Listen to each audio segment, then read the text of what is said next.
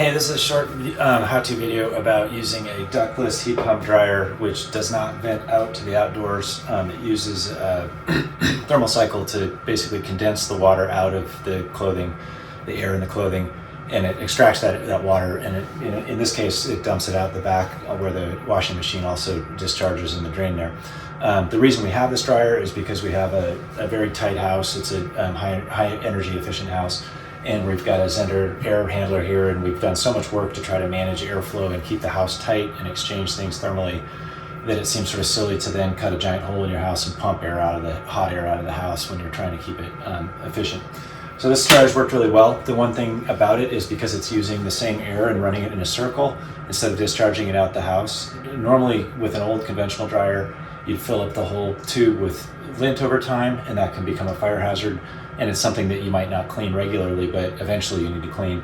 This has a really small contained airspace that the air is looping around in, and it goes through a filter. And I'm going to put a link in the bottom of this video to another gentleman that's in Canada that's put together a really good video of how to clean this particular dryer. But I think this is pretty common to all of them. They'll have some sort of, in this case, it's got a little diverter valve, and then it'll have some sort of manifold that acts as part of the heat exchanger. In the back of that, since this is going to extract moisture from the drying clothes, it goes into a little basin in the back of this dryer, and there's a sump in there. There's a little sump pump in there. We find that we use this, and we have to occasionally clean this whole system. It's just like a lint trap. There is a lint trap on this, but you'll get a finer sediment in there that can kind of clog things up. So we find that we have to clean this thing every once in a while. Twice we've had to go in and actually clean the little sump where the pump sits.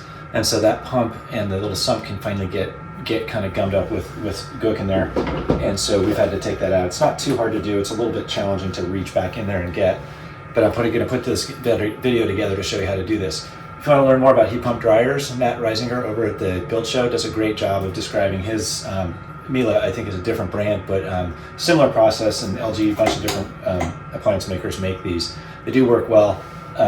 The capacity is a little bit smaller, but in our small family, that works great for us. And I'll put together a little video on how I was able to get the sump out of this, clean it up, and put it back. And hopefully that helps you if you need to do that. It may be different for your dryer. This is a Bosch 300 series. Many of them probably have a similar system. So take a look. We'll get back to it. All right, so the first part of this is you're just gonna, like I said, there's a lint trap that normally you clean. That you're gonna do every time you wash, and so that we're not gonna go over. Rob's Woodworking does a really good job of showing how this all works. So I'm just going to take this apart so you can see where these pieces come from. And the sump that we're going to work on is back behind all this. So these two you can take out and clean, get all nice and scrubbed up. And then we're going to reach down into that and look down into where the sump is located. Okay, so looking back in here, you can see that on the left-hand side here is the sump pump. And then there's a little false floor to the sump back in underneath my hand here, so I'm going to reach in and try to pop that out.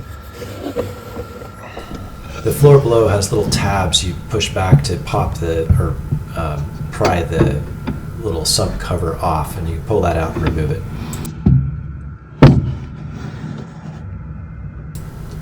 With that out of the way, you can see on the left the bottom of the sump pump there, and that's where it gets kind of mucked up. And then up above, you can see where the Torx screw is. That's a T15.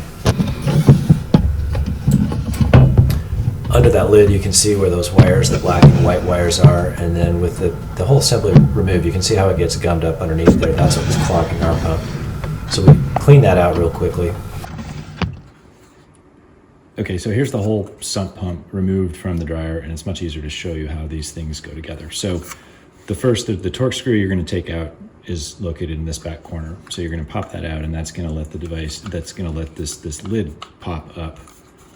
If you just squeeze the sides of the lid, it'll pop up, and it'll rock up from the back, and that'll give you access to this tab.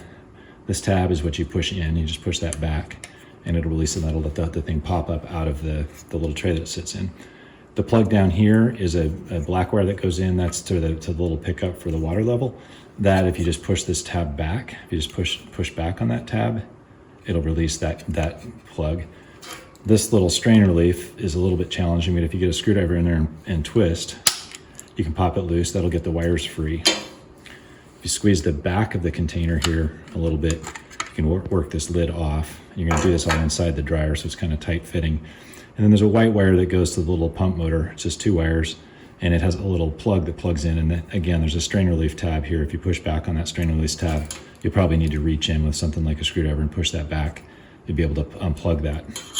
So they'll let you free up the wires, take them out of the constraint, get the front pulled up, and then the whole assembly can kind of lift up inside the dryer to clear and come out. The last thing you're going to do is you're going to feel this hose in back holding onto it. This little fitting is clipped into the bulkhead in the back of the dryer, so it's going to want to hold the whole unit in there. But if you pull on it, you can pull this thing off. That'll leave this thing stationary in the back of the dryer, and you can pull the whole assembly out. So then you can pull the pump out and clean it. This might concern you because you feel like, how am I going to be able to get that tube back in? But if you reach in, once the pump assembly is out of the dryer, if you reach in and push down on these 2 tabs, you can eject this whole assembly. These tabs, all 4 of them, kind of collapse.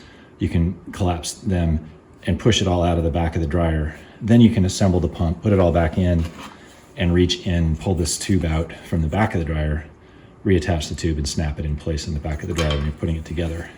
The last thing is, so the pickup is just 2 pieces of metal. I think it just looks for the water conductivity between those 2, and that's what it knows when there's a water level that it needs to start turning on the pump. The pump has little tabs around it if you want to get into the impeller, and the easiest thing to do there is to just ease those out, working your way around, and pop the lid off. You can see there's the impeller inside there. And this thing, the one that I pulled out was really pretty clean. I think that the device is pretty set up, but there's sort of muck that gets around the back of this thing. So when you're pulling it apart, you can snap this thing back on, you know, clean it out, snap it back on, put it back on. This is some sort of port for some other sensor that's not used in this model. Anyway, then the reverse of this, you know, the first thing you're going to want to do is reattach these 2 wires, clip them down with the strain relief, probably get this thing situated on there first. Leave this tube in place.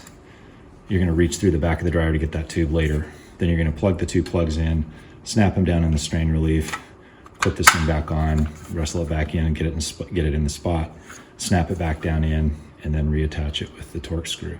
You should be all good to go. This is, you probably don't have to do this clean out very frequently, but this is a good thing to do if your pump is giving you codes that's saying that it needs to be cleaned out and you've already cleaned out of the rest of the dryer.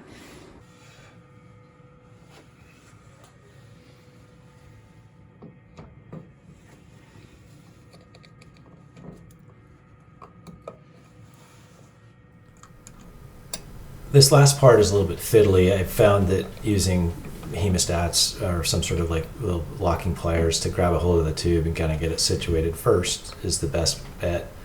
And then when you've got that, you can hold it with your hand. It's kind of just crowded, but you push that onto the barb on that plastic fitting, and it takes a couple times to get it kind of to seat.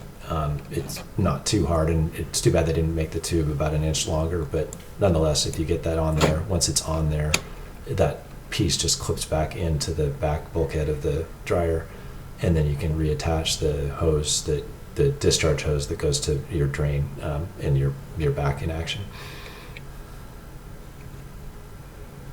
So that wraps up cleaning up your dryer. Hopefully that keeps you in clean clothes and dry clothes. This is a how-to video. It's a short one. I've also got some longer project videos on a channel, Outbuilding Info. So if you're interested, please subscribe to find more of those.